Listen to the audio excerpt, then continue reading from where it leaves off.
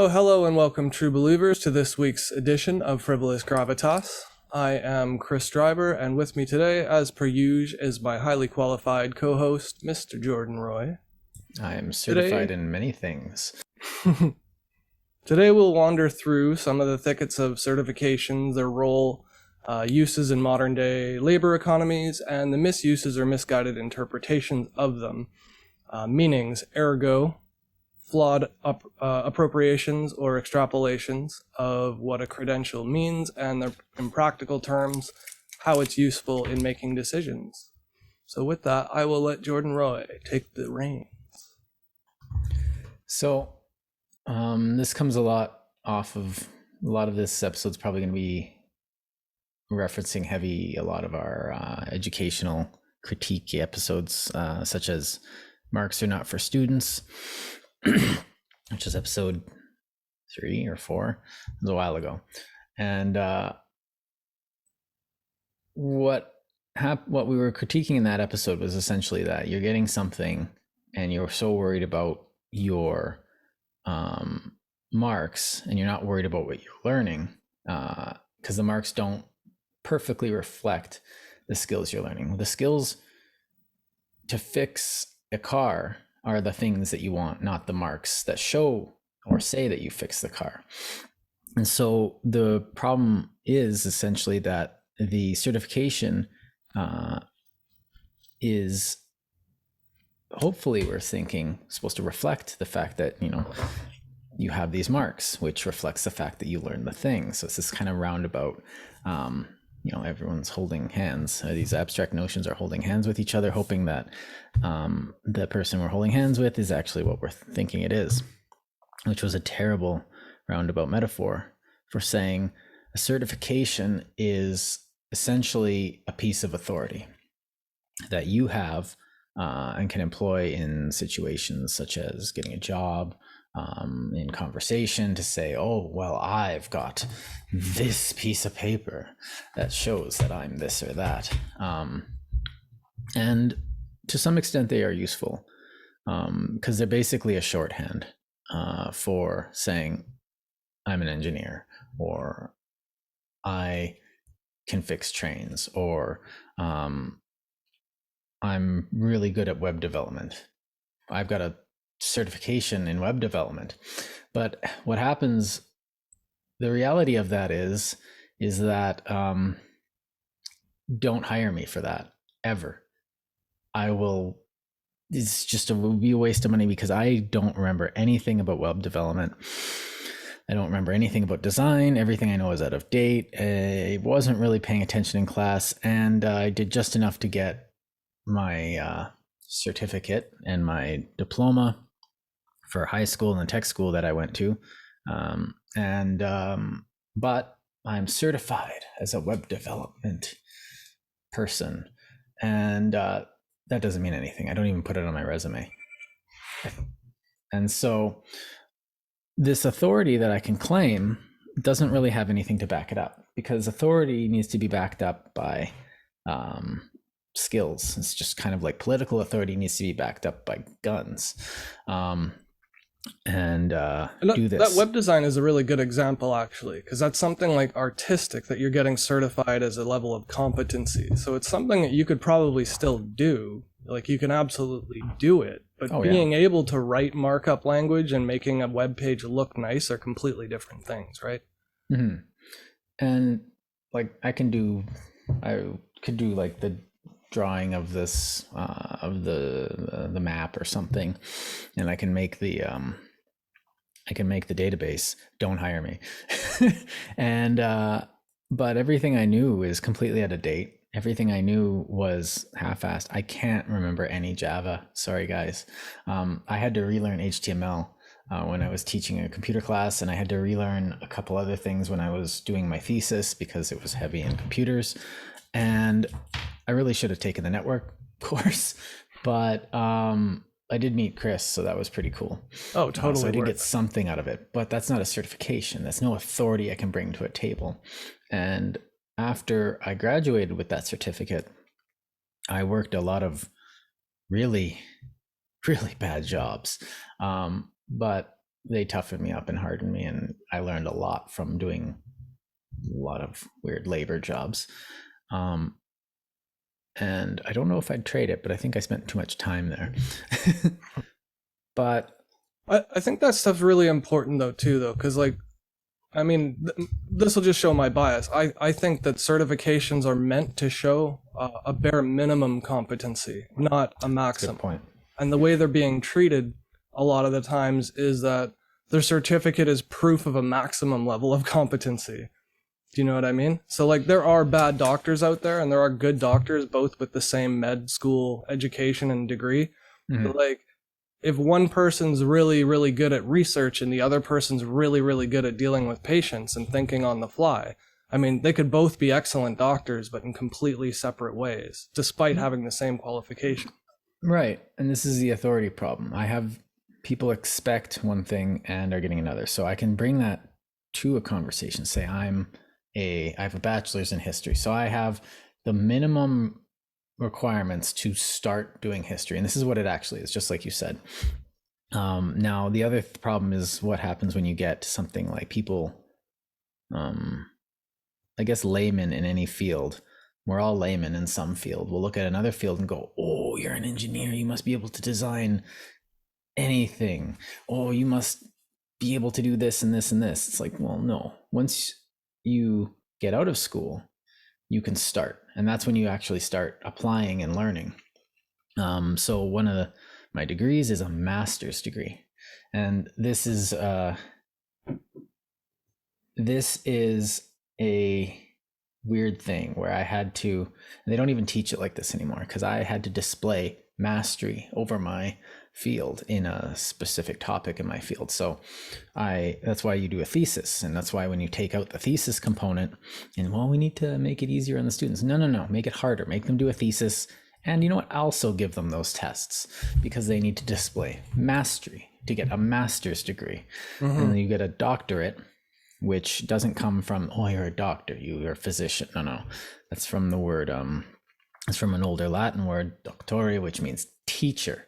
You've gone beyond mastery, and now you are able to, impart onto it. So you have these words that do actually have meaning, but all we give them is like, you have a degree on any level, therefore you're an expert. Now we have 2-year people passing 2-year degrees thinking that they know anything about anything.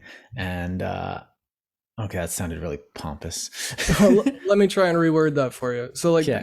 basically the synopsis is, or as I understand it, correct me if I'm wrong, the bachelor's degree shows that you know the things that are already being taught. The master's degree shows that you know how to criticize the system that's being taught. And the doctorate degree shows that you can write the textbooks to teach, right? The master's, I would say, shows that you can produce in that field, original.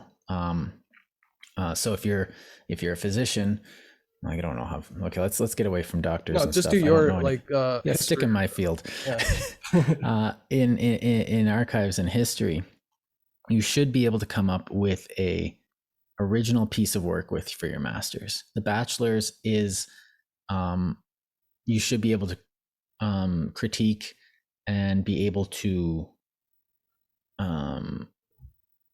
learn the basics of the trade. So I had to learn how to write. I had to learn how to read quickly. I had to learn how to criticize. I had to learn how to argue. I had to learn logic. I had to learn all these things. And I pushed myself, so my certification actually reflected my skills, kind of. And what happened was, in my master's, they said, okay, do something. And they gave me that freedom that's so scary that everyone's so afraid of. Do whatever you want. And I was like, oh boy. So I had been thinking about this for a while, because I knew this would be scary. And it's scary for a lot of people. And so I produced an original piece of thing. I had mastered, not my field, I hadn't mastered, but I'd mastered the use of my trade. Mm-hmm. And then you do that trade and you do your doctorate and you become, you just swim in it. It becomes second nature. And then you are able to, I can't really teach it, but I can do it. But if I do it long enough, I can sit around being like, no, here's what we're doing. Oh no, because now I have the ability to go out and get experience in that field. And sometimes you don't need a master's to do it. You need No, but you could teach high school or something, right? oh yeah, Like established history that you don't have to second guess or question because there's enough of it out there that there's a consensus already. right. And I've been working in it a while that I could probably go to my doctorate. My wife keeps trying to get me to go get my doctorate. Do it. It's just like, I should have done it over COVID. I could have just sat there writing. That's a bit of a regret, actually. But whatever, now that I think about it. But if you're something now, what we have. Well, how does that compare to like a diploma program? Because you were sort of comparing that towards the know nothing before I cut you off. The know nothing. Yeah. So I did all that work, and I've complained about this before. Is that a lot of people in my classes were not going beyond the readings, and they probably weren't even doing the readings. They were doing the absolute bare minimum, and they passed, and some of them passed with A's. But that's covered more in the Marks Are Not for Students episode. And I promise you that episode is not sour grapes. It's not just me going like, well, I tried, why didn't I get a good mark? I know why I didn't get a good mark. And it's a perfectly reasonable. I'm not saying the system was against me. There were things I was doing that made it so that I wasn't going to get an A. And some of them were conscious. Some of them were just, I don't have time for this. Some of them were like, ooh, that was a really bad mistake. It's on me. Usually you were hungry or working, though, just to be fair to the viewers or the listeners who don't know you. But yeah. So now when I'm saying that, I'm saying, okay, we're still certifying these people who do the bare minimum. And we're certifying the people that walk in, get it. And we're certifying the people that work hard and get it and do more than the bare minimum. And we're also certifying like the absolute geniuses, and they all get the same certification. So they all have the same authority to back them up, which is why we have sub authorities within it. So you have like summa cum laude or valedictorian or whatever, these honors or these distinction of honors. In my university degree, I did more work, so I got an honors degree in history, which is just literally I did way more work. But again, it's ironic because it's only approved work that they count towards your honors program. Right. So like, if you go out and do your own studying and research and become an archaeologist and go back to school, they don't give you an honors degree for the archaeology excursion that you or expedition that you undertook. There is a purpose to this certification, because a lot of it is, especially in archaeology, which is a good example, amateur archaeology is dangerous. Not for the people doing it. Well, maybe for their careers, but it's dangerous to the actual artifacts. It's dangerous to the history itself. It's like, oh, I'm going to go in and step around and find some stuff. And then they just start hacking away at the ground. And it's just like, no, you're destroying history more than you're saving it. And this rather than going layer by layer, they just start digging. Yeah. And, with a brush, since they use a shovel, it's like, Yeah. But this is how the old archaeologists would have done it because they didn't know any better. And Tomb Raider. But they still discovered a lot of stuff. And eventually they got the rules to it. So this is the contention. You have these standards of practice, which a person does need to learn. So essentially orientation, but some of it's harder than usual. Like, so you need to learn the, practices, the techniques, all the things that make it so you can do it properly and safely. Engineering probably has tons of this. I know, like, with my wife, she's got a ton of like procedures she needs to follow in dealing with certain bacterias and stuff. Look at COVID. And chemistry is the same way. You need to, if you don't label your beakers well, explosion or terrible gases or fire or something. We've all been in grade 10 science class where we made soap and had a grease fire. I got to skip it, actually. Oh, it was fun watching people put out a grease fire with water. Just throw some water on it. I'm just sitting there like, neat. But There's a risk to that type of certification, I find, though. Like when I was in high school, I took the opportunity to take certificate courses in lieu of my sciences, so I didn't have to take a biology or what do you call it, chemistry or whatever. Mhm. I took networking and web development, and I got certified in those. And I got it for free because I was still in high school, and that's the reason I did it. But like the flip side is I have no background in science or biology, or Yeah. biology or what do you call it? Chemistry or Math. physics and that kind of thing. Well, you've been learning math on your own. Right, I had to for learn the it on last, my like, own, 10 but I got years. no certificate for it, No. right? So like all the algebra I learned through programming, and the programming I learned I didn't get credit for because web development is mostly markup and not programming, and it's also graphics and networking and all this other Yeah. stuff. So you But got a like yeah, go on. Sorry, the problem to it I find though is that when I go out, because I got an e-commerce degree, when I go out and do business administration work, right? There are people with college diplomas that have zero background in any business whatsoever. Meanwhile, I had already run 3 businesses before I graduated high school, right? So it's weird because there's a trade-off. Once you set this minimum qualification standard for doing work, you basically have to lower the standard for absolutely everybody, because you can't say which field of interest they're going into. Yeah. And So it's not really representative of a person's ability. All it represents is their minimum ability. right. And Which like should be something shared. like my wife who's going into pharmacy, I keep looking at it going like, this is business. Like a lot of what they're doing is business. And they're saying, okay, you're doing the science. Well, the science, you're applying your trade as a pharmacist, but you still have to run the store. You still need to hire employees. You still need to talk to the public. You still need to deal with taxes. You still need to deal with inventory, all the stuff with inventory. And that's a lot of business. And the business side of that makes it so that you do need to do business courses. And I was like, are you doing them? And she's like, oh yeah, we have a couple. And I'm like, well, that's important. And it's strange that they're treating it like, oh, this is an aside, but it's going to be half of their job. And the people that won't be good at it won't become store managers or upper, they won't rise too high. But at the same time, there's no distinction between the people who graduate with high marks in everything and the ones who just ignored business class like we did in high school. Like we literally napped in that class When we showed up, yeah. Yeah. Jeez, oh man, we were dumb.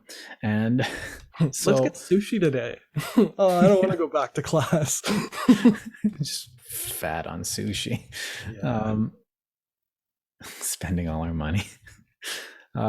So this So it seems like a lot of this is relating to like job readiness, that kind of thing. yeah. And I think that's probably the biggest problem with universities today, which we did discuss in our Marks Are Not for Students, is that the universitas, the premise was never to employ people unless that employment was like a teacher or a researcher. Well, it makes them employable. It doesn't make them employed. And so you Right. go through university being like, I have the skills to do whatever I want.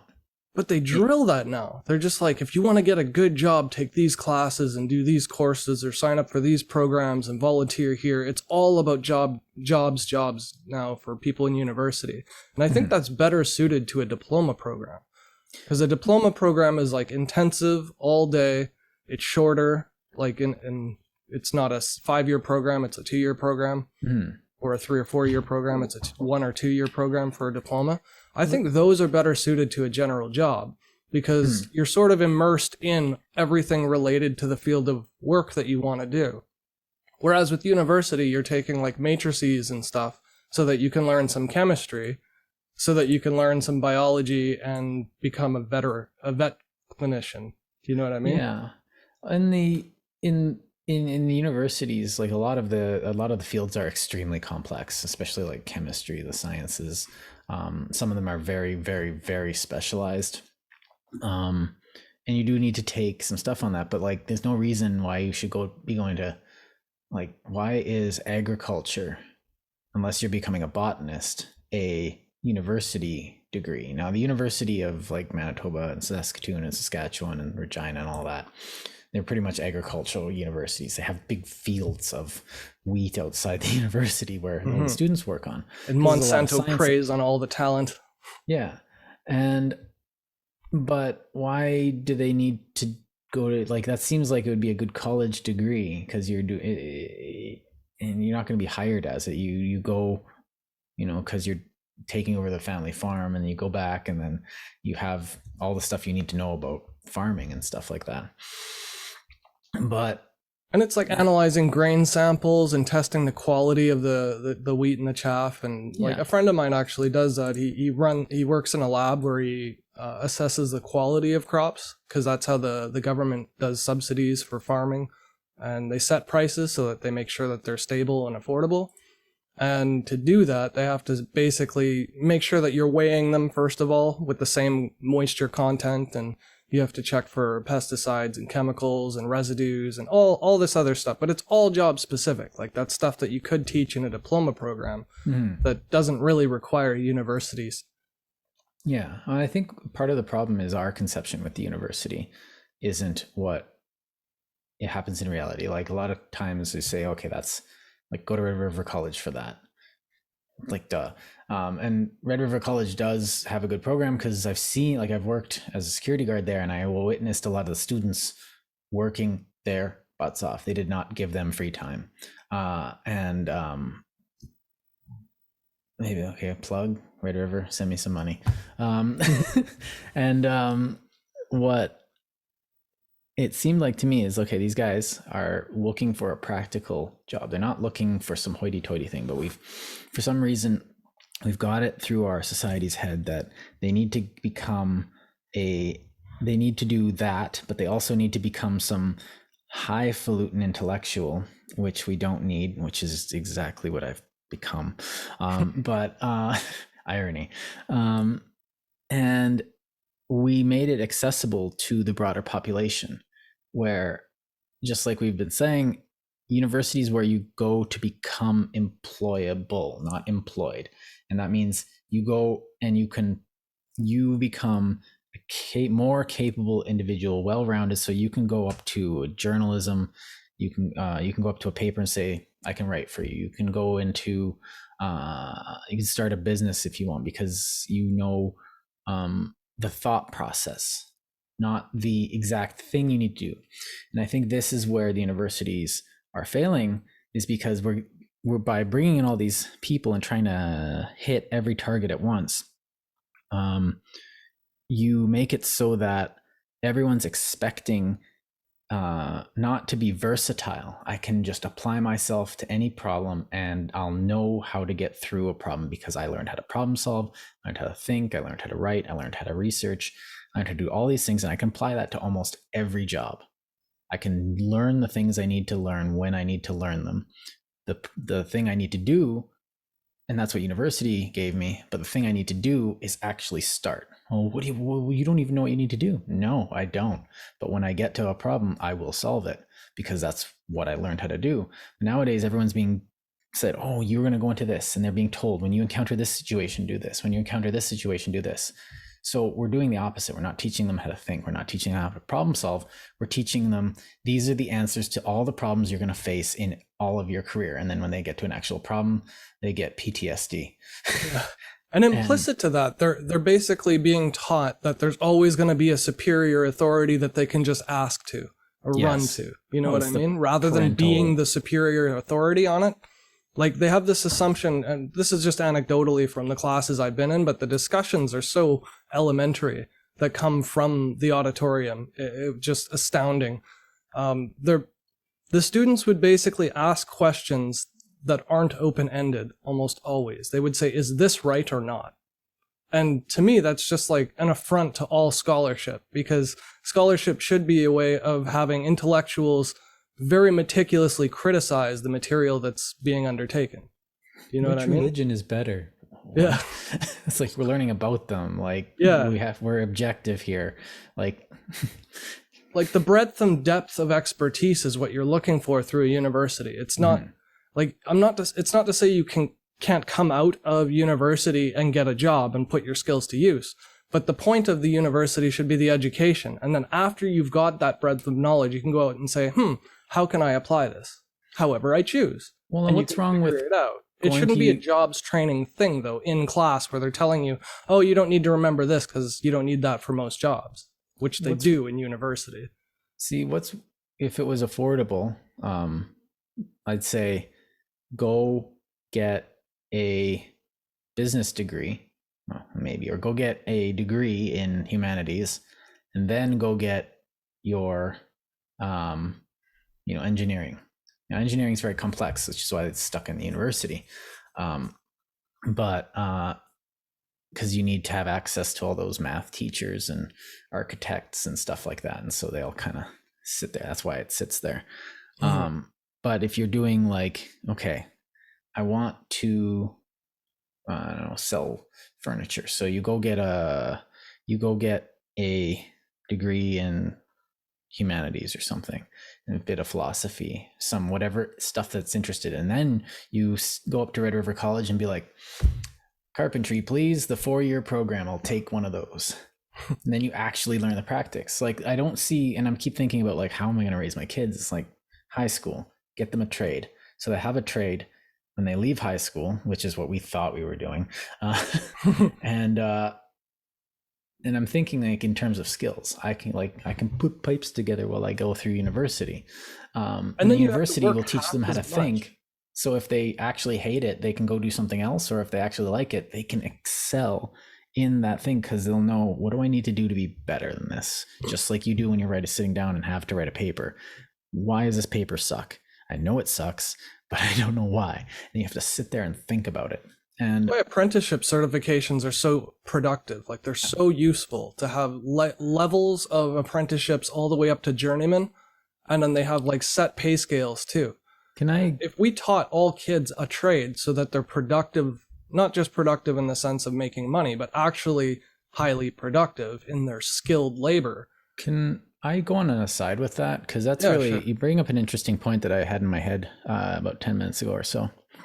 An apprenticeship, and many aside though before this, is that, you get an apprenticeship even if you, if it's not very useful, like you can still like build a barrel, and that's something that you can accomplish. You now have a skill, and skill, even if it's a skill, like I planted tomatoes and 3 generations of tomatoes in the backyard. It's like, oh, I can build tomatoes, but no, it's something I can do, and that gives me pride and confidence and the ability to think I can learn other things, and I don't have to rely on like this or that. And so, and you can do it without direction.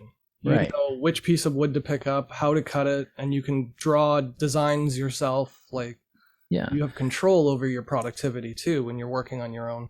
Now, my major aside that I was going to say was kind of that history, and I'm not going to advocate for the apprentice system. There's a reason we got rid of it.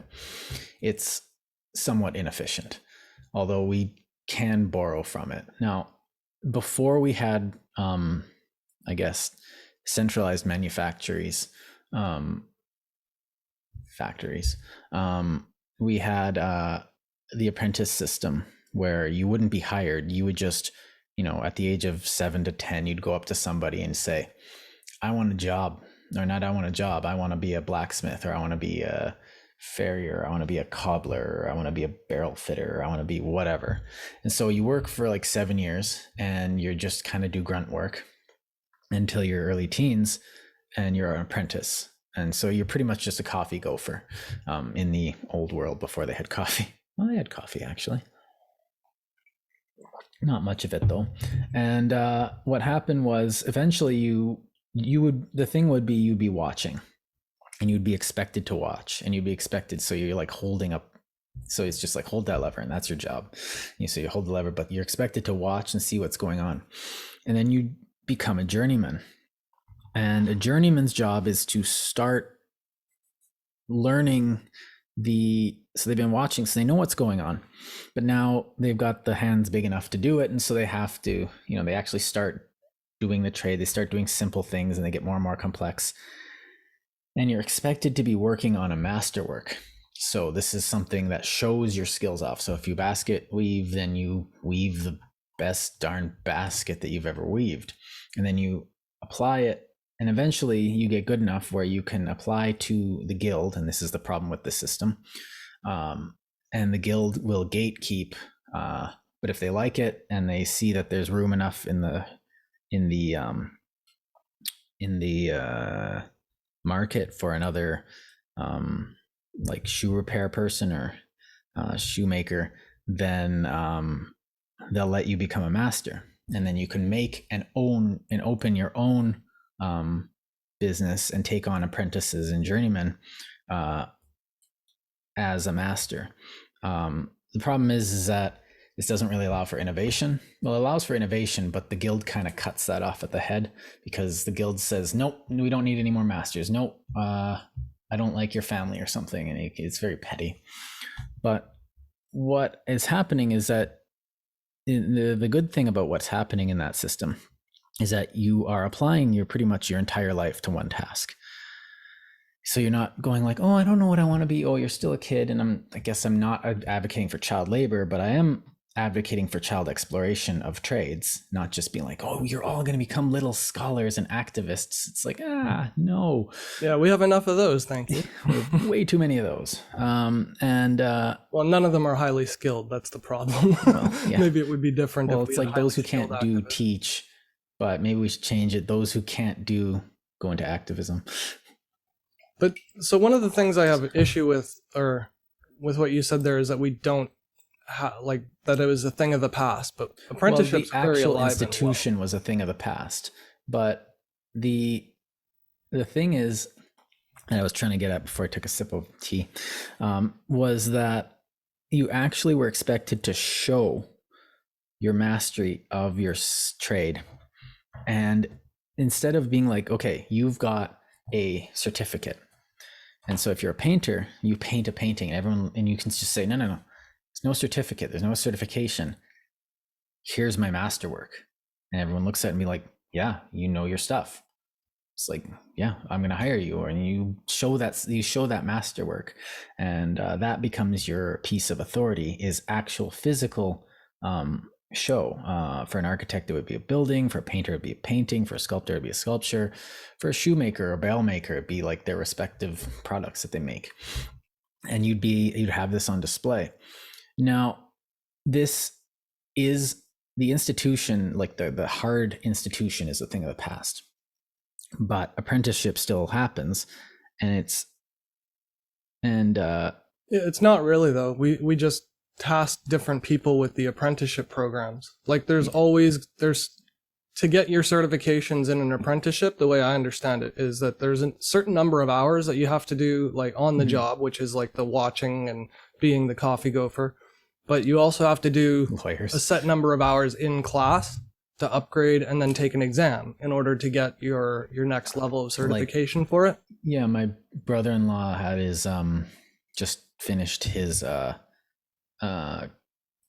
hours for his CPA, where he literally worked doing low-end paperwork for companies. If you're watching this, like, correct me, but I don't know. Well, they do it for like heavy-duty mechanics and like pipe fitters, gas fitters. They do agricultural equipment and technicians for industrial machines. Yeah, robotics. So if you need, there's a whole bunch of them. This is my contention. So you need, and like in medicine, in the health sciences, you need to do practicums and stuff like that, where you sit around and you pay to work for a while. But in my field, in the humanities, there's none of that. You get your degree and you're off. You can do whatever you want. You're expected to know, and you're an expert in your field. It's like, wait, what? No. Like, yeah, I can. Now, there is other gatekeeping in the form of like journals, which do a lot of peer review and do a lot of editing. But if you pick the right journal, they'll just publish you for nothing, and you'd be like, oh, there's that famous I can't remember who exposed it, but it was just pretty much you pay to be published, and they go on a circuit, and then they have a conference, and it's just fake conference and nobody shows up. And That's all it is now. Yeah. Like, Now there I'm are looking to get legitimate my machine ones. learning research published, and every single place I check out, they all have a pay to play. Mm-hmm. And it's like $800 to $2,000. Some of them are $5,000 if you want to submit to like Nature or something. Yeah. Like, they're really expensive. And yeah, there's a lot of money in there that is keeps people out. And it's the wrong way of keeping people out. Things that should be kept out are bad literature and bad just bad work in general, but there's no practicum for people in any of the humanities. Even in the archives, I was expected to do one short practicum of 3 months, which was great, but like that's not really a barrier at all. It's and it doesn't really get you immersed in anything. And I got out of it a lot because I was like, okay, I'm only in here for 3 months. I have to learn everything that I'm being put in front. Then I got my certification. And the problem with that, and I'm definitely throwing my faculty under the bus, and this is, if anybody from my faculty or the archival profession is listening, I am definitely naming names here. I'm not going to name the names, but you know who you are.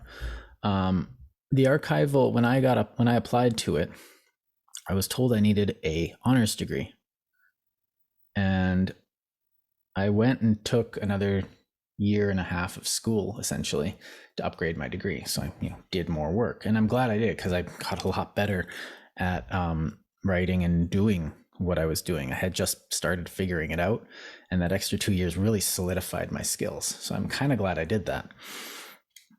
And what happened is I went up and I said, I've got my degree, or I'm about to get it. I just, I'm waiting on the certificate to come in. And they're like, okay, good enough. And I applied for the archival studies program because I wanted to work in archives. And what I learned was that somebody who just decided he wanted to do that because it seemed easy had been let in with a normal, everyday 3-year bachelor's degree. And so I'm sitting there like, what the heck is going on? Now I graduated, he got in a year before me because he didn't have to do his honors degree. And I got out a year before him because he was incompetent. And this is something we do need to talk about in our podcast, is just incompetence. Incompetence should be its own episode. Exist. And it made my certifications, the authority of my certification, in at least my eyes, redundant.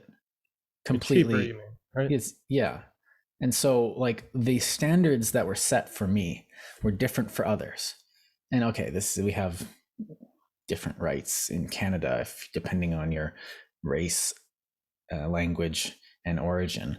Our constitution is absolutely nuts. But in the authority of my degree was like I was competing against people who were just being told, yeah, finish line's over there. Just go grab it. And I'm like working my butt off here, trying to have original and well thought out thesis so that I can do it. And then everyone's talking about, we're going to get rid of the thesis. And I'm like, because it's redundant and no one does it anymore. I'm like, okay, I kind of understand, but school should be hard. And scholarship should be about theses. Because a thesis is literally just, and this is kind of what I'm teaching, is like you have a question. Your thesis is your potential answer, your point it's kind of like your hypothesis. So here's what I'm thinking. So you have this giant hypothesis that you're supposed to be able to come up with, which shows that not only do you understand the topic, but you're in your field, but you also know what you're talking about, and then you argue it well, and so you come up with a conclusion that adds to the conversation. Mm-hmm. But if you're just sitting there being like, the Manitoba Hydro is racist, it's just like, no, they're a company. But the thing is, like, the point of knowing all these things around everything while you're taking your master's or your doctorate, in order to write the thesis, you need to be able to know the breadth and scope well enough to identify all these separate outlying areas around it. So like, for example, if you just learn programming, there are 1,000 programming languages. Like, they don't just give you a degree for knowing one programming language, but eventually people usually specialize in one or two programming languages just because that's practical. It doesn't make sense to master every language. Where you was like, oh, well, I'm an expert, or I'm really good with this, so that's why I'm applying to you, because I know you're looking for that. But like teaching programming, though, for lower level programming classes, they'll teach you how to run simple sort algorithms and how to run through loops and when to use types of data types and objects and stuff like that, right? But like, in order to write a thesis on computer science, you don't just need to know what a data type is. You need to be able to describe why there's a need for a different type of data, right? An array versus an object, or object-oriented versus functional programming versus what do they call it? Procedural, or I can't remember the word for it. Anyway, there's one where you give it an instruction every line, and there's another one where you try and reuse as much code as possible so everything's bundled up and wrapped in functions.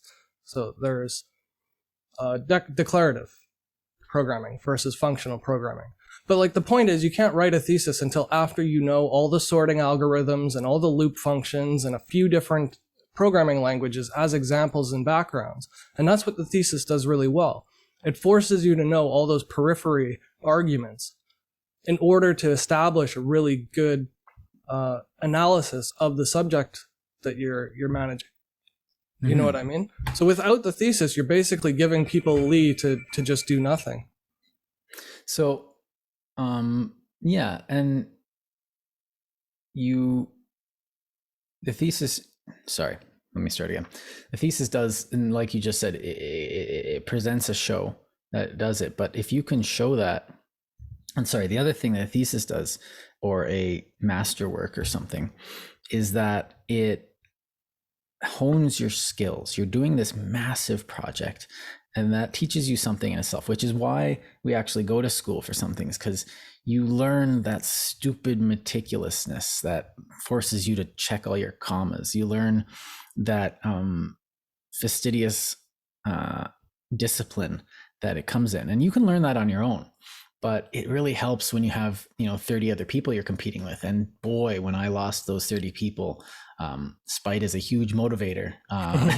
And I'm not gonna pretend that competition is evil or anything like that. No, the fact that I wanted to be better than all those other people in class, and I saw them as competition. Oh, we're all in this together. It's like, no, my thesis will destroy yours. I'm going to write something and go further than you will in effort, just because I disagree with you, and just because I want to prove you wrong for myself, not to have everyone be like, oh, Jordan, you're so smart. No. This is for me. And so I was pushing myself for that. And when I lost that, when I moved out to Edmonton here, and I was working on my own and say, okay, Jordan, work on your thesis, I just kind of sat there going like, and so that discipline that I had, that force that I had, and all those network that I relied on was gone, and I had to do it all myself, and that's hard. Discipline is, there's a reason why we don't all have discipline. It's because it's very difficult. That should be another episode too. Yeah, value of discipline. Maybe we should just get Jocko on and just say, dude, talk about discipline for an hour. And then I had to reform my discipline, and it's hard. And if you're doing it on your own without somebody going like, keep working, and you slap me on the back of the head going like, hurry up. And now you're not even allowed to do that anymore. You have to be like, you can do whatever you want, but I need you to do your work, which is a passive aggressive nonsense. And it makes for fragile humans. So what I had to do was I had to sit down and force myself to do this monumental task, and that in itself taught me a whole bunch, and it forged me to some extent. And to do this on your own, and I've seen you do this over the course of last 10 or so years, excuse me, was just sit down and actually learn something, which is commendable. And if you want it, you'll do it. and you have that drive, but you're competing with people who have just kind of been patted on the back and said it's okay, you don't need to, write all of the words, and you don't have the certification, but you can show your work. And this is kind of the difference, is that it gives you one thing. It gives you that gauntlet that you have to go through. It gives you that library and that institution, the stuff that institution actually is there for. But if you can show your work, like if I'm hiring somebody and you can show your work, why should I care whether you have a piece of paper or not? Like that's one of the major cruxes of this entire conversation. The first one being the fact that it's a shorthand and it's a nice, convenient authority piece that does actually have some authority behind it, because you did actually go into class, you did actually listen, you did actually do it. But if you can come in without having that, saying you can't learn anything else from here, all I'm getting is the certification, that's a 2-year waste of your life at that point, if you already know that stuff. If you can go in and you got those stories where it's just, I don't know, there was that one movie, the Hindi movie, 3 Idiots, where the guy's just sitting in a job interview and it's like, why are you qualified to come to this institute? And he's like, I hacked my way into your mainframe and added my name to the list of applicants. Let me into your school. And it's just like, how dare you, like, blah, blah, blah, blah, blah. And like stuff like this, you bring your don't bring your credentials, bring your notes, show what you can do, rather not the thing that you can, because what they want isn't like a list of stuff. Oh, I'm capable. They want you to actually show them that you could do the job. Like if I'm hiring somebody, I don't care if you were all of your extracurricular activities. Oh, look, I do stuff outside of school. It's like, yeah, but student council is like a fun club. I don't want you to do fun club here. This is work. I want you to do this and only this. Well, what about other stuff? It's like, I don't care. Like you're going to be making tables here. You're going to be, fixing pipes. You're going to be drafting in AutoCAD or something. And I don't care what you do on your breaks, but that's what you're going to be doing when you're sitting down. And if you're slow at it, or if you aren't able to learn the new program that we're going to get in 3 years and change gears quickly, then I don't want you. And so the certification doesn't show what happens when a brand new technique comes out and everyone has to learn it. I have a good example of this. In the archives when I was working at LAC, a lot of people hadn't come to terms with the fact that computers existed. And these weren't all like, oh, older people don't know it. No, older people know computers fine. If Dad, if you're watching, like, computers. I know you do. And you're like over double my age. And I recognize that older people can do it, but in general, they are less proficient. Yeah. They don't type as quick. They don't pick up new software as quickly. They don't really know where to look when they don't know where something is. Like there's a lot of formatting, like, exits on the top right. The file menu is where you find your save and new. Well, it's like me when I go onto a Mac, I'm like, what the heck am I doing? What is this keyboard? And I start complaining about it instead of trying to learn it. Or if a website isn't loading, you can tell immediately. A young person can tell if it's stopped or if it's still processing. You press what looks like a random key, but to you it's just F5. No, nothing's working. Alt F4. Yeah. So there are subtle things like Control C to copy and paste. Like having to teach people to copy and paste doesn't mean they're going to be quick at it. It means they're going to stop, check their note, Control C, then go back, highlight it. You know what I mean? Like I've seen people do this when I'm trying to teach them to do their job. I've been thinking of going into the provincial archives and taking a course and teaching a course, like offering them, like just walking up to them, like, you pay me $5,000 and I'll teach like a 3-hour course on hotkeys for Microsoft Word and Excel. Yeah, they have that already. It's computer usage, and they make Yeah. a doctorate teach it, which is insane because a high school kid could teach it. No, but I'm sitting there in the office going like, Control D copies this cell down to this cell. It's like Control F helps you look for like it's not that hard, and I'm just sitting there. That and shouldn't click, be a click, click, click, university course. No. Like computer usage should not be university credit for anyone. Grade Nobody 2 or should get 3. credit for that. Like, I you learned should learn computers it, in grade 4. They literally brought people in to be like, here's how to use the internet in grade 4.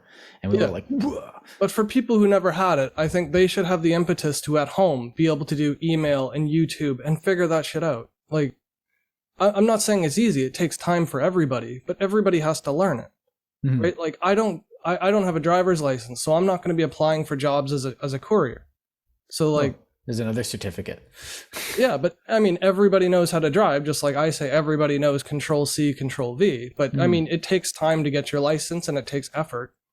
I just didn't do it. And to follow up with my story, I kind of maybe driver's license might be something interesting to get into, but there were people there who had doctorates and they were saying stuff that didn't make any sense. They were saying stuff like, oh, actually, there's going to be more paper in the future, or actually, computers are just a fad. Oh, actually, the digital isn't, it doesn't like bit rot's a myth. I'm just like, yeah, okay, tell that to my CDs that are coasters now.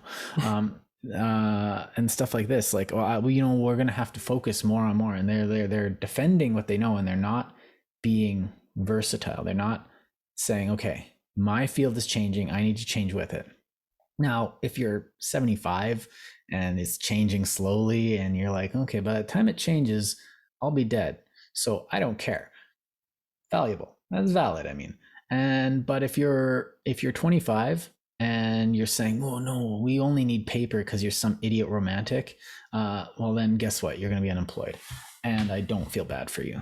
Or they can just do a different job. Like people operating rides at a carnival don't need paperwork. They just don't. They can't carry paper around when you're a mobile. Right. But the thing is the reason why there's more paper in the digital age is because we have more records, because computers allow us to make more records, which is why we have more paper. Yeah. And we report on more data. There's more paper. Like there's double the paper records that there were. It's like, yeah, but there's a million times more digital records. That's probably an understatement. Yeah, very much so.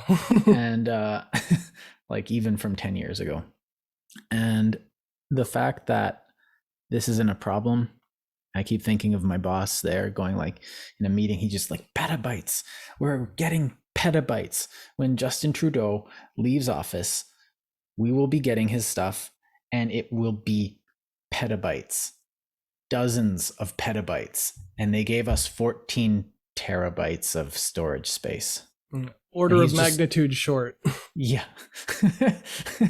So I'm like, oh geez, it was like, I need 100. All right, well here's 0.00001. You're just like, I'll take it, but I guess I'll be using some compression. Yeah. So good luck on keeping fidelity on your records if you got to use compression on all of them just to fit them. Yeah. Then you got to make that decision, right? Like, do we preserve the integrity of the data collected down to the bit, or do we preserve as many records as possible on our limited resources so that at least there's something there? Mm-hmm. But only a professional, like a credentialed historian, should be making that call. It shouldn't be somebody making a budget in government who has no degree at all, because there's no job minimum. There's no minimum requirement to be holding office that I know of. And there's a lot of like in history, a credentialed historian is someone who's published a book, pretty much, or someone who teaches. Yeah, you've done your work, and then that's the job, is to report on history and to record it. Some of the books, I'm not naming any names, but their initials are on that shelf, are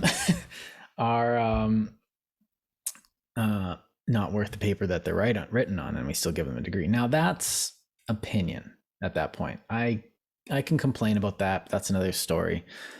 The problem is that like if you have something, well you mentioned government. I don't know how far I want to go down this, because every time we go down a government path, it just ends up complaining, but Well, we it's don't not really complaining if you're proposing a solution.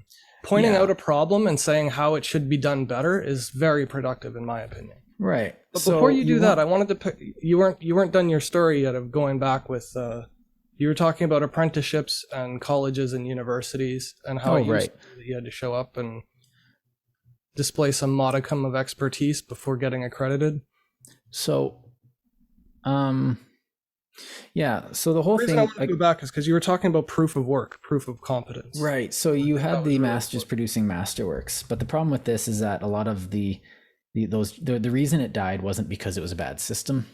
It was just a system that couldn't produce. It was, you read the first 20 pages of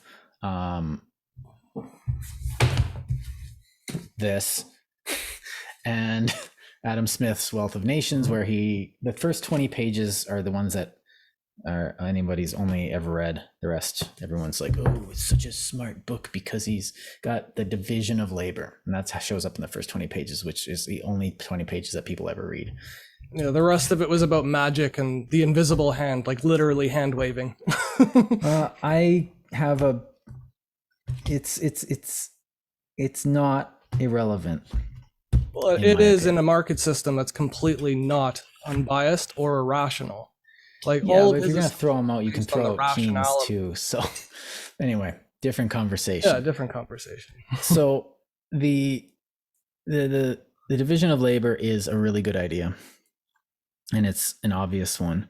It's kind of one of those things, just like, well, yeah, obviously we're gonna do that, but you have more hands doing smaller, easier tasks, and so this negates mastery in some extent, but it also means that someone doesn't have to sit there their entire life to make 100 baskets or something. Instead, they can make hundreds of thousands of baskets by only doing one thing that's easier, that doesn't tire them out as much, gives them more income.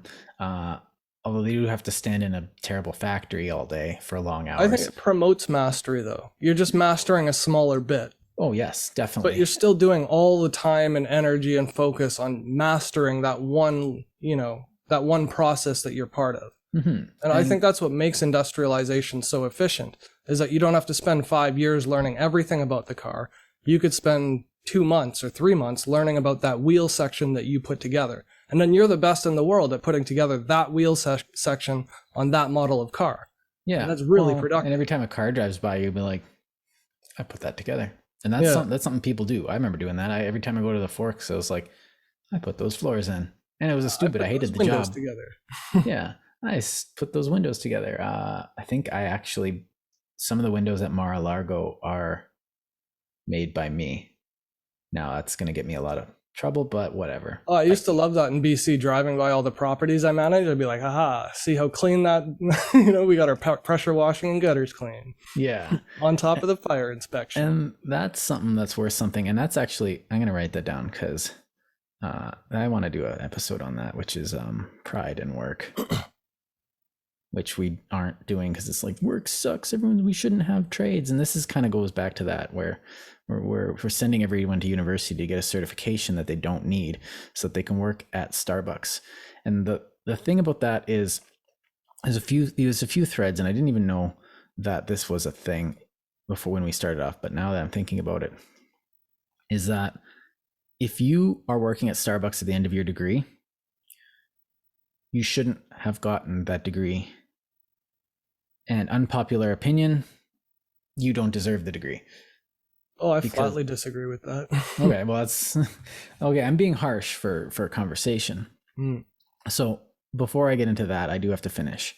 Yeah. Because I've been putting this off. Is that you have these people in factories that are now able to do this. So they're not becoming a master of the whole process, but we can produce exponentially more. And what happens is you get people doing different jobs. They become machinists, they become engineers and stuff like that. Not all of them went away because not all industries are geared towards that.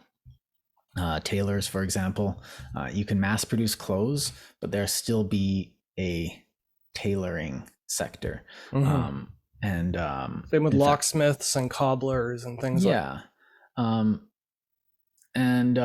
these things morphed into, well, okay, if I want to do a thing, and this morphed into the new university system, then I have to get a certification. So the gatekeeping went from the guilds, which died, into the government, which did a great job. They always do a great job, don't they? Well, it was the schools, not the government. The schools, okay, in Canada, the schools and the government are the same thing. Well, the government gives money to the school, and the school does well with I would say it's the credit to the universities, not the government. Yeah. The government just gives them money. They don't do anything productive. Every time they try, like Common Core, they end up screwing the education system. Like voucher programs. So what we've gotten is that instead of showing your work, you have a voucher is a good word for that, but you have this paper that says merit. So the whole thing is based on, like, we're pretty much making an argument in favor of merit here, which states that the best people should have the job. Absolutely. The best person for the job should have the job. And we're, instead of relying on, tell me why you're good. And then someone will say, certificate. It's like, well, what did you learn in that certificate? I learned enough to get myself that certificate. I learned, this or that. It's just like, cool. And so you got a bunch of applicants. And now if every single applicant says something like that, well, I've got my degree. It's like, oh, cool. And what do you choose? Well, we choose the one you end up choosing the one that is best spoken, presentable, punctual, has dress reliable. and deportment. And then you get a bunch of other people who go, oh, degree, why am I not getting hired? And you have all these unemployable fools who didn't realize that the certificate doesn't matter. It's what you do with it that matters. It's what you do with the skills you learned with it that matters. And you can't just learn like history. You need to learn the things that make you employable with that history degree. So the degree itself shouldn't be getting people employed. No. That's sort of my position on the whole thing. It can be a minimum requirement but not a maximum requirement. Do you know what I mean? Yeah. So like, if you're going to build websites and you're a terrible eye for design, like I do, I could go out and promote myself as a web developer, and I could easily get a job just doing back-end stuff where I'm not making anything original and I'm just fixing or adding or changing or finding bugs. And there's jobs for that too. But like, to say that you need a degree from university to do code to make something that's artistic is retarded. And I mean that not in the pejorative, socially unacceptable sense. I mean, it's delayed. Yeah. It's not modern way of measuring proficiency whatsoever. It's retarded in the sense that it's not an actual value measurement. Having a degree just means that you spent money and showed up. You can't fail in school. No. You can just do the work and show that you tried, and they will pass you because it's a business. That's the problem with university.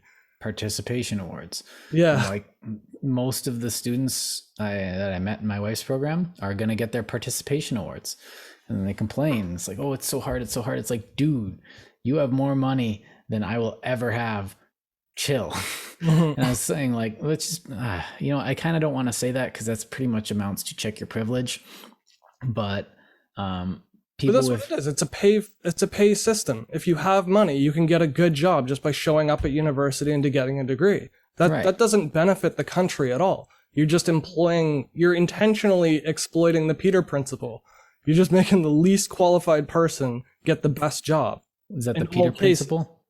I've never heard of that before. What is that? The Peter principle, it's like a joke in economics where you promote somebody to incompetence. So like, if they're really good at their job, you give them a raise and a promotion. Then they're really good at their job, you give them a raise and a promotion. And then when they stop being good at their job, they don't get any more promotions, but they stay in their job. So they wind up being the worst person for whatever job they end up doing the most at, with the most responsibility. There's a certain institution in Canada devoted to the application of violence, and we pay them this and we need them to do that. The problem is, it's a roundabout way of saying it, but I don't want to throw certain people under the bus, is that they don't have any recruitment going on. So all the people that were worth anything retired and went and did other things, And all the people that stayed because this is their job and they don't really have anything else to do, because they don't have any skills and this is the only thing they know, got promoted to another position. Now you're managing 3 people. Now you're managing 4 people. Now you're managing 100 people, when you're not worth the managing of 2 people.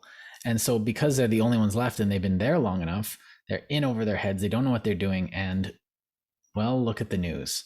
Everyone who's wearing relish is getting thrown under a bus, rightly so, because they're incompetent.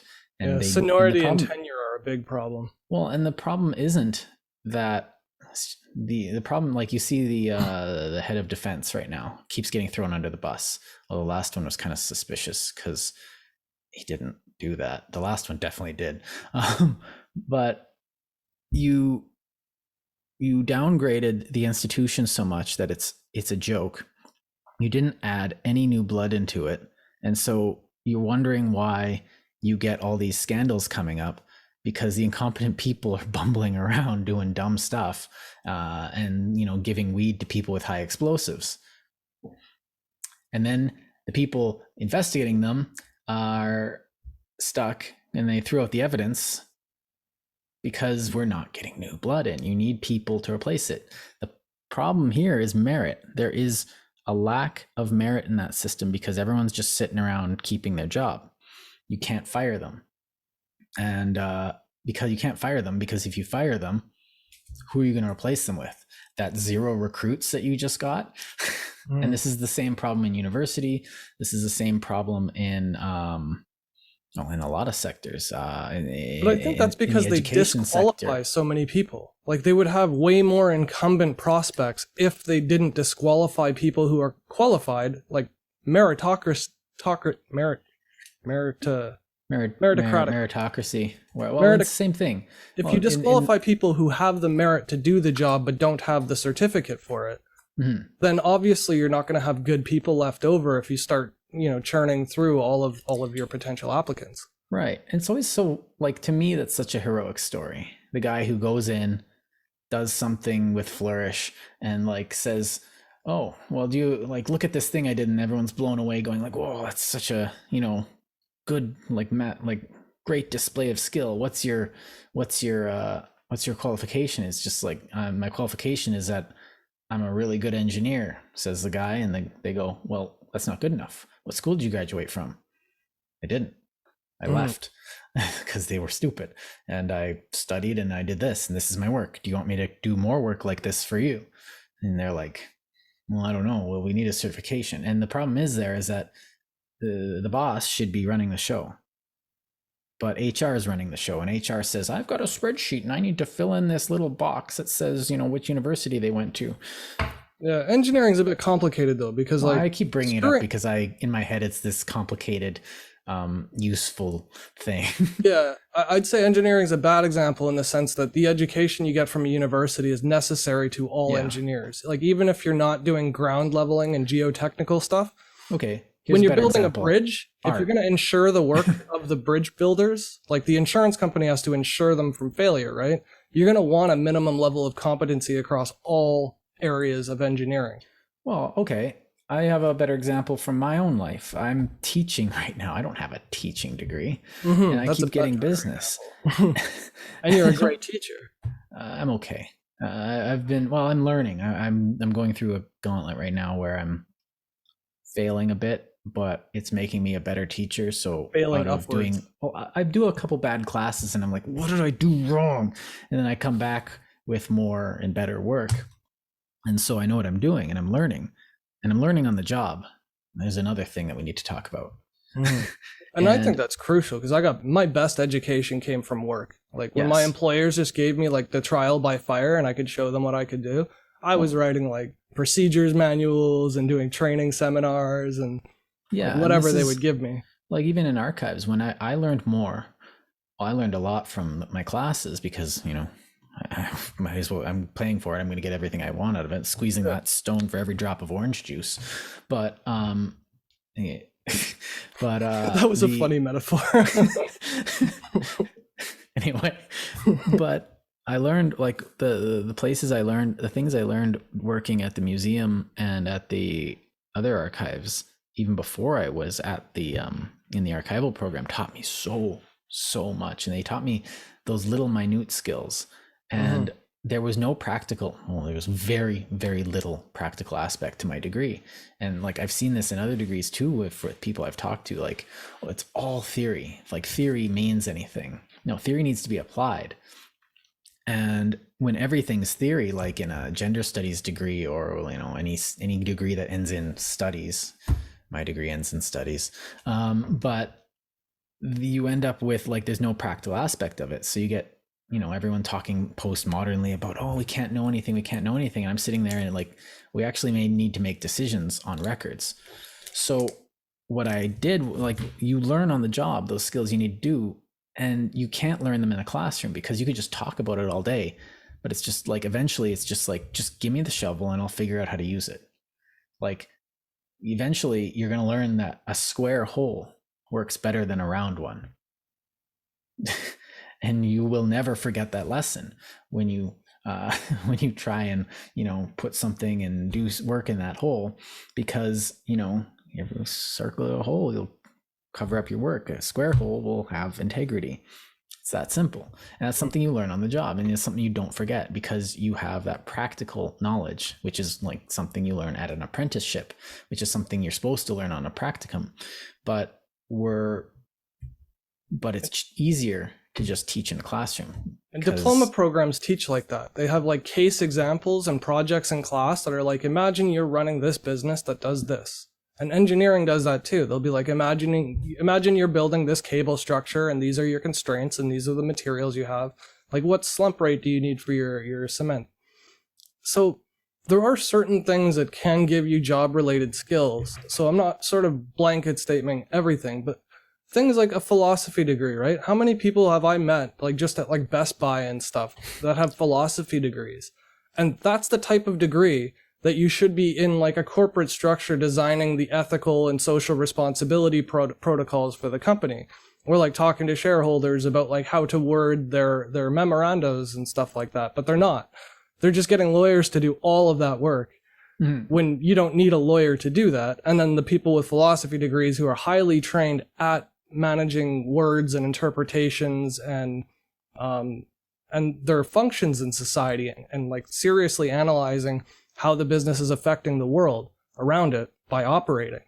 Those people aren't getting those jobs, but there should be a separate job for that. You shouldn't be getting a philosophy studies degree and be expected to work in corporate law. You know what I mean? Well, like a lot of those humanities degrees, you go into law from them but like I knew a guy, a guy I knew who was in engineering, and he was taking religion, he was taking philosophy because he thought, well, this is the what. I'm learning the what and the how. Mm-hmm. I have to come over here to learn the why. Because like if you're designing an AI and everyone's like, well, what, it's being designed by a human and humans have biases and they can't get over them. Okay, yes, they can. And the way to do that is by studying a bit of philosophy and learning and asking like, why am I doing this?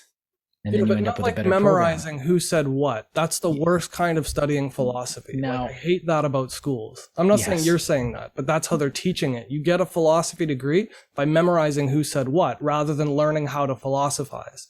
Mm-hmm. And they're two separate things. Learning how to philosophize is practical and useful, and learning about the history of philosophers is a scholarly adventure. Well, that's where I started. That's the type of thing you'd write a thesis about. Yeah, that's the thing that I started with. Like, okay, I don't know anything about philosophy. Let's just start with the big names. And I got a big brief on them. And then, okay.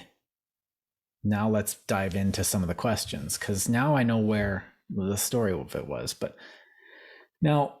But like how to use the tools of the philosophy. There's a totally different thing from practically putting it to a job and practically putting it to studies. Now, and there is separated. A place for someone just getting a philosophy degree. And there are people out there who are like just that good. They go in and they are like, they go in and be like, I'm going to do philosophy. It's like, why? Because I want to do philosophy and I don't want to do anything else. That's what I want to do. And they're just kind of laser focused. It's the same in history where they just like, for some reason, I'm obsessed with like I don't know, some historical figure or some historical time period, and they learn everything about it and it just becomes their life. Those are the people that should be getting that degree, because that is what their life is. Their life, they have and I don't want to call it like a savant. I don't want to call it obsessive compulsive. I don't want to give it any stupid psychological thing, because what that is merit in that field. And that's all that is. Someone who just is a master of like the Reformation scholarship, someone who is a master of philosophy, and that's what they should be doing. Just like someone who is a master of carpentry should be doing carpentry, just like someone who's a master at coding should be doing coding. And if you're an Aristotelian, yeah, well, I'm not even saying it in an Aristotelian sense. I'm saying it in a, okay, maybe, you just follow the logos essentially. Maybe I am, but yeah. Because telos Sophia. Yeah. So I went into university with that thing. I don't know what I want to do. And I took a history course and I was like, damn it, this is what I want. And I had to follow the logos, because it was, the path of the world was telling me, everything was saying like, this is where you need to be going. It's like, so you had to come to terms with, okay, I need to find a way to make this employable. I need to get good. I can't just do this for its own sake. History, qua history. But there is that, because sometimes I read history because I just like reading history. I think that right there is the point of the degree. It's to be able to have a foundation for you to take and say, okay, how do I want to use this as my job? Yes. Like, you can choose, because you have such a firm understanding of how things work in the background, you can choose how your focus should move forward towards employment. The degree itself shouldn't be about the employment.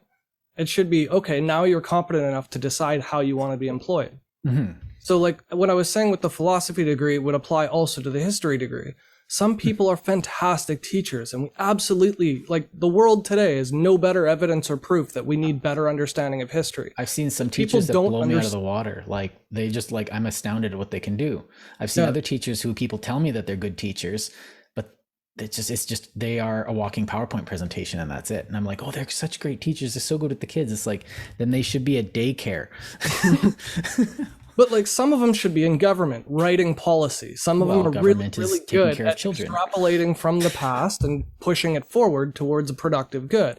Other people might not be so good at combing through legislation line by line, but at public speaking and engagement with their students, they're fantastic. And engaging students is the greatest way to teach, and education is the greatest way to improve our country. Mm-hmm. So like, you should be able to take the same degree and apply it in different ways when you're done. But to suggest that the degree is a requisite for a job proficiency, like, it says nothing about a person's capacity without proof of work. And writing a book or doing a thesis is proof of work, in my opinion. Mm-hmm. Or building websites is proof of coding. Or composing music is proof of a music composition theory degree, or whatever they call it in the arts. But and the one thing, like, we can't disregard the practical, but I think companies have to say, like, there's two sides to this, and I think we're conflating, and I think what we're doing as a society is putting them on two sides. You have the practical, and you have that the practical, like the paperwork and all that stuff, and then you have the things, the historical aspect. I only want to be doing the work. I don't want to be doing the paperwork associated with the work. Well, guess what? You're going to have to do both. And I think, when you go into an interview, you say, okay, why should we hire you as a mechanic? And then they say, well, because I'm obsessed with mechanics and fixing mechanical things. And they're like, okay, that's good. How are you with paperwork? Well, I suck and I never do it. Well, that is important. And you do have to bite the bullet, because every job has its stupid, tedious BS. Every single job. Especially if you want to be self-employed. Yes. And but those two things aren't separate, because, like, one thing, like, even when you're learning and you're doing your thesis, you have to do the stupid, tedious stuff. I had to email Sylvia at the history faculty, like, every other week, going like, what am I doing? What is the process here? Oh, it's that? Well, I'm going to skip that, pretend that you all approved my my thesis proposal, and just start working on my thesis, which is something I did. I didn't actually ever get my thesis proposal approved. And I hope no one notices that, because I would lose my certification. And that would mean that I didn't actually become a master because I didn't want to do the paperwork. So there's something there. So you can't ignore the practical. You have to say, okay, yes, I'm willing to put up with doing some stupid stuff in order to do this work. But to your point, which I'm going to make you restate because I forgot where I was going. The proof of work for a job. What I'm saying is the credential itself is not meant to be an employment standard. It's meant to be a basic minimum for competency. Yes. So that you can push yourself toward your own standard that you set. So if you want to be a heavy duty mechanic, or you want to do mechanics of like an espresso machine, completely separate degrees, or not degrees as in certification. I mean like degrees of freedom between engineering and mechanics. They're both mechanical systems, or like fixing watches, right? Tiny gears and watches. Very different from fixing heavy duty machinery or farm equipment. Yeah. So it takes a different type of person. It makes sense though to not want an academic building farm equipment. Like it doesn't make sense at all for somebody to be able to calculate the rate of flow in the exhaust chambers and through the catalytic converters when you need somebody who knows the sound and feel of a functioning exhaust and catalytic converter, right? So like there are places for credentials for jobs training, and that's what apprenticeships do really well, because you get your level 1, 2, 3, 4. There's practicum. You're being paid while you're doing it. You're overseen by a manager, like who is a journeyman. That's part of the requirements. And there's also a study component to it too. So you can't ever get your certification without knowing the paperwork. So, but the difference is getting a history degree and then teaching with it is very different from getting a history degree and then being in the Senate. Very, very different. And they shouldn't both have the same standard requirement of achievement, right? Right. And so I think it's a lazy culture of hiring. That's the problem that I'm getting to. It is. Oh, that's definitely a big thing. And I think a lot of there's another factor of it. So lazy culture of hiring. That's one factor. Like, hiring managers especially. I took so much time hiring people and I don't regret it because I got better people from doing it. Rather than just like cherry picking the best degrees and hoping they work out. Like, and gambling that they're going to be useful in 5 years. Yeah, and they weren't. Half the time I got people with degrees for admin assistant, like 2-year degrees for admin assistant. All you do is take direction and write letters. Like you don't need 2 years to do that. I can learn to write a letter. You write one bad letter and you'll never write a bad letter ever again. Yeah. Whereas my training was, I sat down and wrote the letter. They sent it back and said, note, you did this wrong. Note, you did this wrong. And I'd write the same letter 5, 6, 7 times. And eventually it got so tedious that I could mechanically, without thinking, write it perfect the first time, just from practice. And I did that with that's on the job training. It's way more effective. I think another factor in this is a tendency for people to not want to, well, this is my people don't want to grow up thing, but what it really boils down to is that people are choosing order over substance, and you want that Kafka-esque order. This fits in, all the Lego pieces fit in their spots, and every person is a Lego piece that fits in their spot. And so everyone gets, I need to find my spot and I'll fit right into it. And the thing that'll put me there, and it's like, look, this is a certification that tells me I should be here. And you have, everything is neat and orderly and has a reason for doing it. But the thing that we're discussing and we keep bringing up and we're kind of not saying is that the competence that you get from being a master of something, of anything, is not a definable thing. And you mentioned like someone who can hear an engine and be like, it's not quite right. Like, you can't grade that. That's not quantifiable. It's someone who has taken their trade into themselves to such an extent that they don't need to think about it. It's like part of their muscle memory. It's part of this and that. And you can't quantify that. You can't give that a certificate because somebody just knows. And it's another level of mastery. It's not academic mastery. It's a pragmatic mastery. Like, I can look at a piece of paper and know exactly what's wrong with it. It's like actually trying to teach how to write is a chore for me, because it's just like, well, just write a good paper. And I'm just kind of like, well, where do I find it? It's just like, what do you mean, where do you find it? Go get the book. It's like, but to me, it's second nature to like research. I just do it. to me, it's second nature to make notes and write stuff down, and the process is all ingrained. I don't need to think about it. And everyone has a different way of doing things. So things are invariably going to fall out of that order. And when we try and structure things too much, you get literal Kafka scenarios. And that's like in some universities, we're seeing that, where it's just, you need to go through the bureaucracy, which is more important than the actual scholarship in a lot of places. And then you see other places. I just saw something on the charter schools in the States, and it's just like, those kids are happy and they're learning what the heck is going on, and the teachers are there out of merit. Yeah, the charter schools are failing. Yeah, well, they're failing because everyone's looking at them like, oh, why wouldn't you? Yeah, there's a lot of opposition, but like some things that they were showing were just like, sounds like a good idea. But no, but for every one that's doing exceptionally well, there are 9 or 10 that are doing worse than the minimum standard from public schools 10 years ago, or 20 years ago, I should say, not 10. But I think what I wanted to get to, maybe I'll just cut you off. Yeah, go ahead. The types of schooling that we already have and the ways that they work well. So it's not to say that all certifications are bunk and useless. It's what we're trying to say is there's a practical way of using, or not using, but interpreting the usefulness or utility of those certificates. So for example, we have diploma programs, which are basically like university, but with job-oriented focus, right? It's kind of like math, having an applied math and a strictly calculus. It's not to say that applied math is more useful or less useful than calculus. It depends on what you're doing. If you're doing machine learning, learning calculus is more important than applied math, like vastly more. And if you're going to do algebra and stuff on a computer where all of your math functions are built in, applied math is more useful because it helps you pick out which pre-known function applies to this situation. So it's not to say one's better than the other, but diploma programs are like academic job-focused programs, which makes sense for job certification. Perfectly valid. University programs like education, biomedicine, doctors, law, that stuff makes so much sense being in a university because it's strictly academic and scholarly. Well, you need to prove in a university that you have, like, you don't just need to show the skills.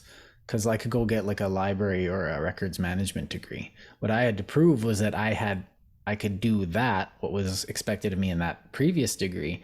But in addition to that, I had to prove that I could be creative within that. So like I'm essentially getting a leadership degree in that field. And everyone wants to think of themselves as a leader and not a sheep. But well, but we don't need that many leaders. That's the thing. You're not more useful as a leader. It's just another type of job. Like, people are elevating managers and leadership status, and we're paying them based on those titles, even though that's not what's important. That's not what's useful. I'd rather have a whole bunch of CPAs and be their manager and be paid half as much as any one of my CPAs, knowing that they're all going to do the job right, and I don't have to oversee them, right?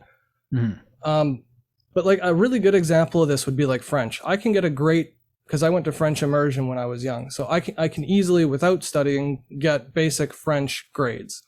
But I wouldn't say I'm a better teacher than anyone who natively spoke French and never got the certificate.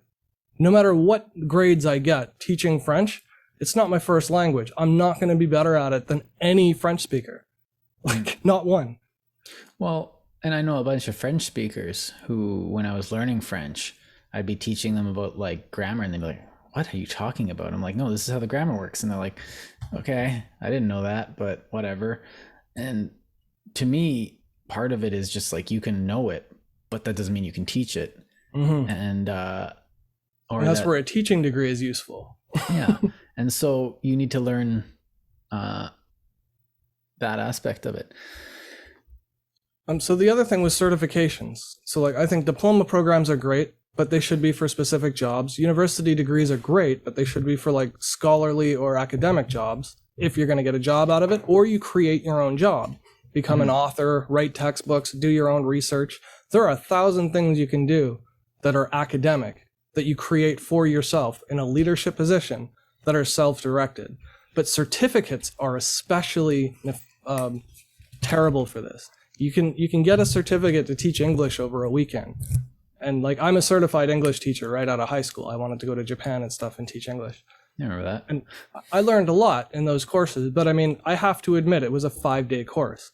And then I took the honors program and got a bunch of like little stars that I could attach to my certificate. But again, like that was easy. It took a week and became an expert on something. And like, but first aid certificate makes sense because you don't need 2 years to learn first aid, but you do want to certify that people know it, especially if it's a job requirement. So that certificate makes absolutely perfect sense. Forklift operator, perfect sense. Driver's license, perfect sense. But to get a certificate for e-commerce web developer like I did, that should be garbage. That should be worth literally nothing because all it says is halfway through the certificate. Like it was garbage 6 months in when we realized that like 12-year-olds were doing more than we would ever be learning in that class. Yeah, well, I went in there with no expectation but a cheap grade because I already had a web design company while I was in school. So I remember that. Yeah, it was a no-brainer for me. But I mean, I feel bad for the other people who paid $3,000 to $5,000 for that course, thinking that they were getting a diploma when they weren't. They were getting a certificate that was useless. Mm-hmm. Well, and a lot of other people in the class were there because, like, there's a couple of retirees who are just like, I'm going to learn how to use computers, and they were having fun, and they were probably the most interesting to talk to. People that were there because they were just kind of lost in their life. And then shout out to Joey, Marianne, and Naz. Yeah, they were fun. Jeez. But I think there's a time and a place for each of these, and that's what I'm getting at. It's not that the system is bad or wrong or flawed. It's that we're misappropriating certifications and credentials, and we're overemphasizing them in the job market when they shouldn't be. And this is one thing that I learned when I was bouncing around jobs, is that a word from someone who has authority in the field is worth more than the actual certification. If a guy's just like, yo, I've seen this kid's work, you know, he's going to be lifting logs, but he'll lift them, and boy, will he ever lift them. And like, I've gotten jobs like that. It's like, yeah, I know that kid, he's fine. And I go and because someone put the word in, I'm like, oh, I gotta actually like put up, or like, because it's not my reputation on the line right now, it's also his. And so that's I also have too, right? Yeah. So that, like, I have to be worth what that guy seems to have seen in me.